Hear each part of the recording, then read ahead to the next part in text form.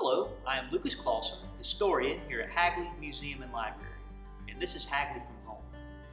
During most of the 20th century, one of the main ways to travel in the United States was by rail. And of course, if you're going to go a long way by rail, you're probably going to get hungry at some point. The Pennsylvania Railroad had a complete setup, as most railroads did, to make sure that you could eat while you're aboard their trains.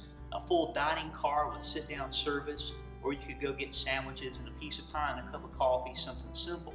But to make sure that their employees knew what to do, how to cook and serve things, the Pennsylvania Railroad issued this manual called the Dining Car Compartment Cooking and Service Instructions. This is from 1947. So when you think of this era, think of like Cary Grant getting onto a train like in the film North by Northwest, and they're sitting down to this wonderful meal where they're ordering cocktails and steaks and that sort of thing. This is the era that we're talking about. So a lot of the things that you see in this book are exactly that. It tells you about how to actually serve and the portions that you should serve. It's the recipes for making the types of things that you would eat. Again, everything from sandwiches all the way up to steaks, custards, pies, fancy desserts, the whole 9 yards.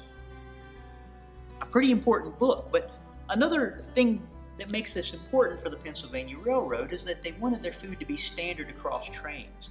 That way, if you ride a train going from New York to Chicago and then ride one from Washington, D.C. to Florida, you know you can get a similar kind of food no matter which train you're riding on. The Pennsylvania Railroad prided itself on consistency, not just with the service and the rail line, but also with the food that you would eat.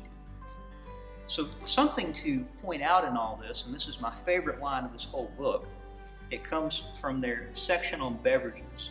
And the very first thing you see are the rules for making coffee.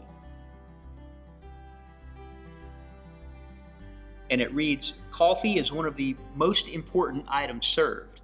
A poor cup of coffee will ruin an otherwise good meal. Chefs must personally make the coffee and pay strict attention to the following rules." So coffee was just as important then as it is now. And the Pennsylvania Railroad wanted to make sure that if you were on one of their trains, not only the food was going to be good, but the coffee would be too.